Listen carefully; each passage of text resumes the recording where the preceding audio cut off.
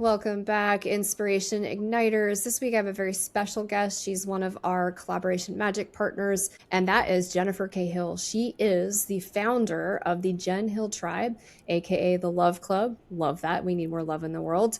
It is a global community of entrepreneurs, best-selling authors, and visionaries who are dedicated to personal growth, conscious leadership, and creating positive impact in the world. She's an entrepreneur, executive coach, and keynote speaker with over 20 years of experience. Jennifer exited her first company back in 2018, and her work bridges business, leadership, and personal transformation. Today, she guides entrepreneurs, executives, and thought leaders around the world in building meaningful success and deeper connection. With that, welcome, Jennifer. Thank you, Holly. It's such a pleasure to be here with you and your audience. Absolutely. Well, I always like to kick it off with my favorite question, and that's what's your secret sauce or what makes you such an inspirational leader? Ooh, I love that question.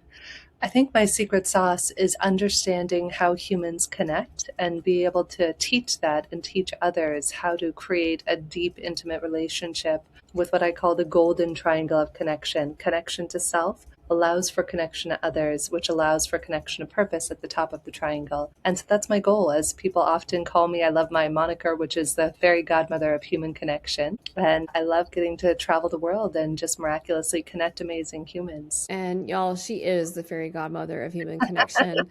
Really, truly, she's introduced us to amazing people. I consider myself a super connector, but I love the fairy godmother name. We love magic too, as you know. I love that you have alignment in your values and that you're spreading love and inspiration. And what a beautiful gift to share with the world in building relationship as we are still under, at least from my perspective, coming out of COVID, coming out of isolation, reconnecting and getting people back into the zone of true connection, true relationship building, which in business today is more important than ever. Which leads me to my next question. In this crazy, chaotic world that we live in, what does inspiration mean to you, and how did you arrive at this definition? Inspire. I will give you the literal definition. I have an amazing vocal coach, Arthur Samuel Joseph, who taught Tony Robbins how to speak, and Pierce Brosnan and Sean Connery and many others. And Arthur and I wound up doing some joint ventures and collaborating. And he would often teach in class, the word inspire comes from the word inspiritos, meaning breath,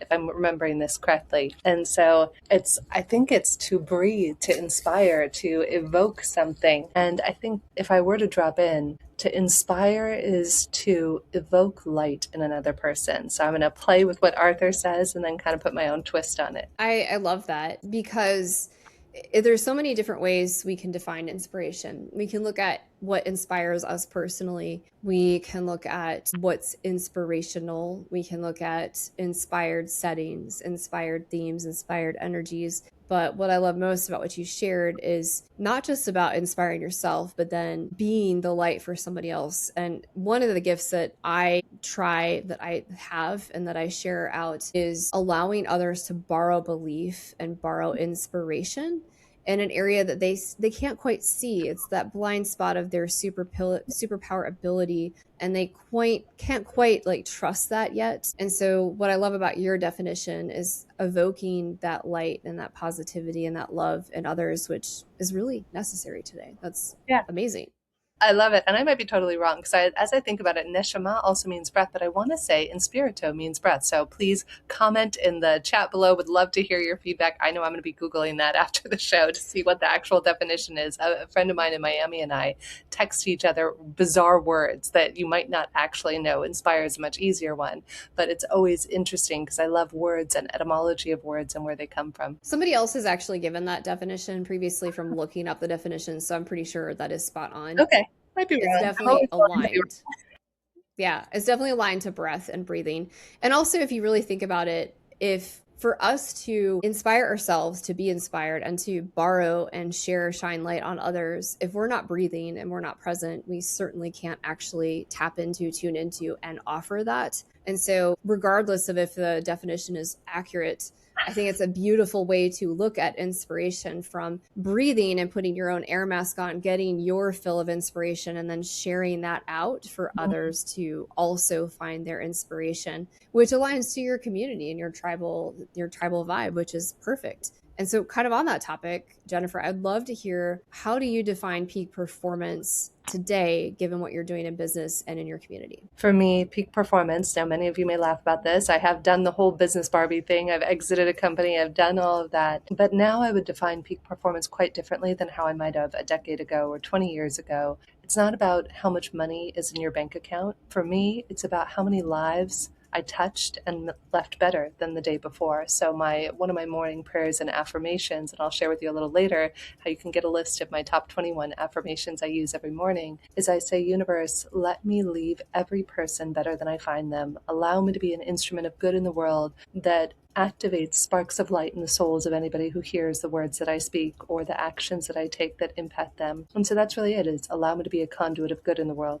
That's success. I love that. That's probably one of the most beautiful definitions that I've heard around peak performance. We've had so many unique definitions. A lot of people come in and say today it's more rest and ease alongside running a business as a visionary. I've had people say it's more of like, so for example, in the climbing community, Hazel Finley describes it as peak form, but also peak performance. And knowing where your peak form is affects your peak performance abilities, which is also a very unique definition. So I love this question because we get all kinds of different responses and answers. But I love how you are creating that daily intention. It's about lives change, the ripple effects that you're having, and not just the money in your account, because money is energy, right? It's just, you're just sharing that out. Like, and for the people who are obsessed with just making money, you can feel that vibration, that energy.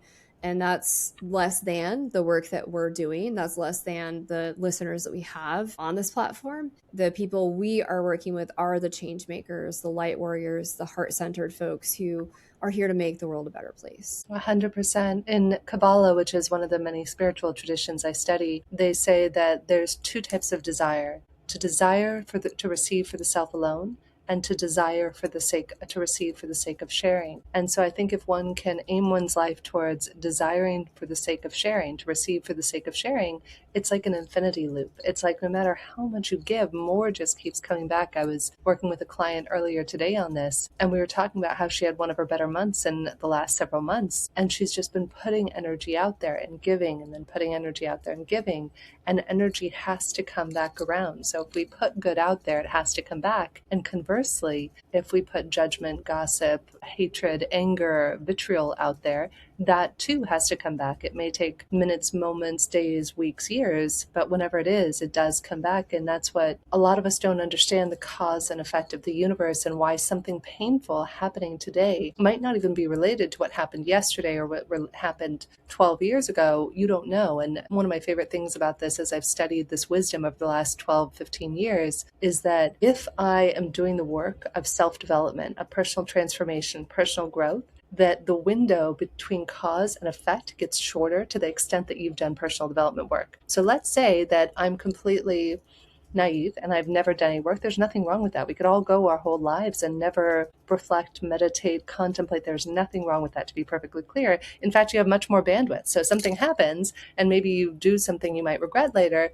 It might not be for another year, a decade until that boomerangs back to you, which is why, according to the Kabbalist, mercy is inserted, is time. Time is mercy, that you're given time to basically ameliorate and shift your actions. However, the more you do the work and the more you self-reflect, the more you work on your own personal awareness and development, I have literally noticed, Holly, God forbid I do something unkind, if I'm mean to my husband, if I am short-tempered with somebody in my life, it's literally cause and effect. Like I will say something I regret and I will stub my toe the next second. I will trip and fall, or money will literally disappear from my bank account the moment it happens. Yeah, no, I completely agree with that. I think part of it is because we're super aware.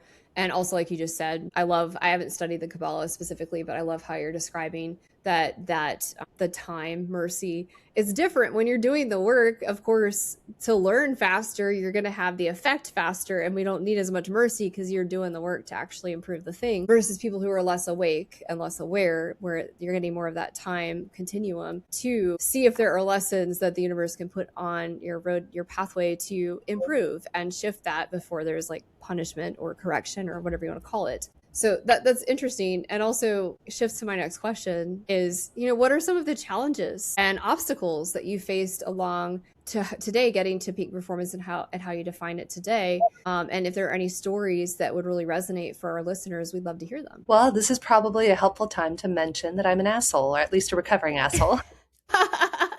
Yes, a lot of people, it's like, how do you figure out how to be the fairy godmother of human connection? I often get asked this question, like, how did I go to grow this global community of 393 entrepreneurs and do all the work I've done? And it was a lot of trial and error. I was a complete and utter asshole to myself and others when I first started in business years ago.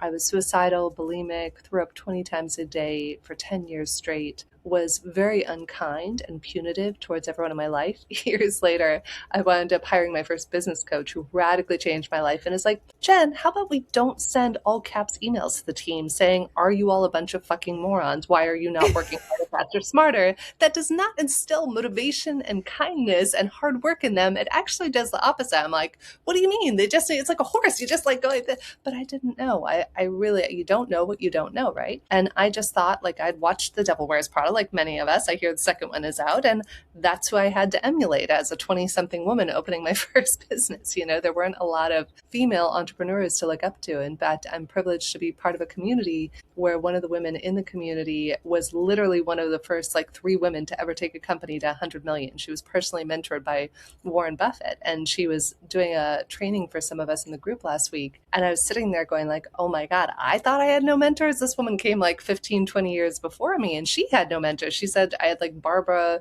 somebody or other, a famous news reporter, and Whoopi Goldberg were like the first ones to create $100 million companies back in the day. And so I think that in fairness to all of us, unless somebody teaches you to do something differently, so that old adage, teach a man to fish and he can fish for life. So now the work I do is to teach people how to stop being such assholes to themselves, others, and purpose, and to their families too. I mean, it really has a trickle-down effect. We all are so unkind to ourselves, our children, our spouses, our family members, and knock on wood, I do the work. It's not easy. I have moments where if you catch me pre-meditation in the morning, I'm going to be like this morning, my husband and I was just sharing with you before the show, we had a beautiful beach weekend, and there was some sort of alarm that was going off at the house that we had to be back at this morning. So normally I have a 2-hour uninterrupted spiritual practice every morning, non-negotiable. And although I was able to get about 15 minutes in, I had to wait 45-minute car ride till we got home to finish it. And I noticed that I was much more reactive and triggerable in that time. And so my husband knows to be a little bit more patient with me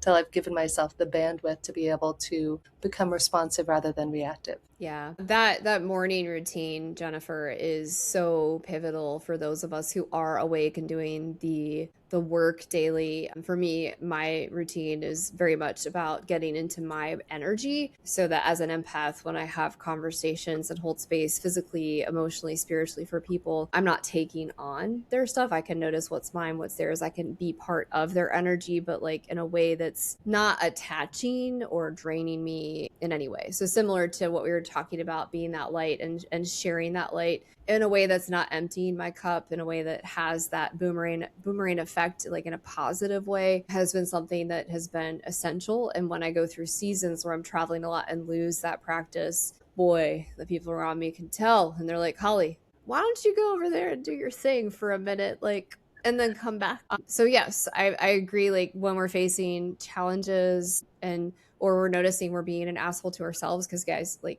we are the most unkind to ourselves out of anyone. And it might come up in small ways that aren't very noticeable, but when you're talking with your best friend and your best friend saying, hey, don't talk to my friend that way, she's delightful. And so what I do a lot of times, if I'm starting to go into old patterns, especially I just spent a week around my family, and that can bring up like shenpa or old stuff. And I've gotten to the point where like I notice it right away and I can work with it objectively and just kind of observe it. But it's very easy to start judging yourself and being really condemning on yourself. And so it's pivoting and switching and affirming the opposite of that. And just noticing, oh, hey, that's old. Like, I don't do that anymore. Let's get back into what I do. And like, let's be in that energy. So as you're facing challenges or problems, for people who are tuning in, those are some great tools to use. helps. Yeah, and just to observe, just to notice the voice. I mean, that voice, how would you speak to a child? How would you speak to your kindest self? And it's repatterning. I grew up in a verbally abusive household that was so unkind. And the internal dialogue I often had was very punitive and towards me, towards everybody around me. And then as you start to regulate your nervous system, you quiet that amygdala, that like part of your brain that's saying, oh my God, I'm not safe. I must fight or flee or freeze or whatever it is, right? And then once we regulate that and drop into our heart and drop into our awareness, then often my higher self will call me on it. When I'm being what I call, or one of my best friends gave me this term years ago called a judgy bunny or bitter bunny. So if you're being a judgy bunny or a bitter bunny, just notice when your judgy bunny is going, wah, wah, wah, wah, wah, wah, you're doing this wrong, they're doing this wrong. Most of the time, as long as I've slept well enough, drank enough water, meditated, etc., my higher self will come in and catch me seconds in and be like, hey, where have you done that in your life? What if you could shift it Yeah. from one of judgment into one of compassion and ask them a question? And in those moments, one of my favorite things to do to shift out of it is to simply ask somebody, what matters to you? And that often breaks down barriers. Yeah, I love that. Beautiful. Well, another question that we love to tune into here, because we have a lot of people who are business owners, a lot of people who have specific financial challenges or challenges around patterning to money. So I'd love to hear a story or an example of when you've left money on the table and what you did to fix that. There have been many times when I was younger where, for me, when I was very, very young, I was super focused. I read Think and Grow Rich, and I was perfectly crystal clear, burn my ships at the ground, and like, we win or we burn or we perish, right? I think was the line from Napoleon Hill's book. And so I was very young. I was able to very aggressively go out and make money. I had this thing that I taught entrepreneurs and people I worked with called a statement of intent and a daily declaration. And it was an amalgamation of some personal development work, some Napoleon Hill type work. And as I would do that, I would teach people that every day, first thing when you wake up in the morning, you would say, by December 31st, 2026, I've earned $100,000 or more with ease and effortlessly, right? So I trained entire teams and people and started to be successful. So then I leave to go open my first real company. And I was making good money when I was in my early 20s. I was making like hundreds of thousands of dollars a year. I'm like, yay, this is easy. And then I failed. I literally epically failed. I was like, I'm so smart. I know it all. I'm bringing millions of dollars for this company and they're paying me hundreds of thousands out of it. I'm just going to go be a motivational speaker. I had no business plan. I didn't know how to open a business. I literally one year went from making almost $200,000 to $5,000. The first business I opened, a complete epic failure. And thank God my ex-husband, he hated it when I first started doing this, because I do it first thing in the morning when your eyes just open and you're supposed to say it with vim and vigor and intentionality. And so when I first started doing it, he was annoyed. But then as I went on to make hundreds of thousands of dollars, he's like, do the thing, right? So then I stopped doing it for a few years because I got so freaked out year upon year when I kept increasing how much I was making. I expanded and expanded, Holly, and then I collapsed because I was so scared of my own power. So fast forward, here I am, epic complete failure from 200,000 to 5,000. And as I go to build then my third company, or I think it was my second company now, it was a recruiting firm that I later sold. My ex-husband said to me at the time while we were still together, he's like, why don't you start doing that thing again where you say out loud how much revenue instead of saying salary? Why don't you start saying revenue? And so that's how then I started doing it again. And anybody I've taught this technique to has had amazing results if you stick to it. But even I myself, sometimes I expand, and then you collapse on yourself. Yeah, man. That's it's so interesting. The cyclical growth cycles that we go through, whether it's financial, whether it's for a business, whether it's personal growth, whether it's a relationship. There is that interesting 7-year cycle in business. Like start with why, they talk about losing connection to your why, which is where a lot of business owners 7 years in really lose and collapse. There's, the 7-year itch in relationships. There's interesting cycles. So very interesting that you can use a specific technique and grow, expand, and then come back to collapse. So amazing stuff, you guys. You should check out Jennifer. I'm sure a lot of you want to learn that technique from her. I'd love for you to share how people can get more involved with your community. Number one, what is the best piece of advice you'd share with others today? Remember that you're doing the best that you can, and so is everyone else. That was one of the greatest pieces of wisdom I had in a meditation, is everyone is doing the best that they can in every moment, and that includes you. Amen. A woman. What is the legacy you wish to leave behind? 1 billion people deeply connected to themselves, others, and purpose. And that's why, until my fairy godmother work will not be done until then, until I finish sprinkling magic around the world. So I love nothing more than seeing the light return to people's eyes when they feel that intimacy with themselves, with others, and having relationships they love. That's my life's work, is leaving every person better than I find them, listening for the spark of light in everyone I meet, and leaving every person connected to their own divine spark so they can go look for and listen for that spark in others. Beautiful. That is, I love that. Keep doing that.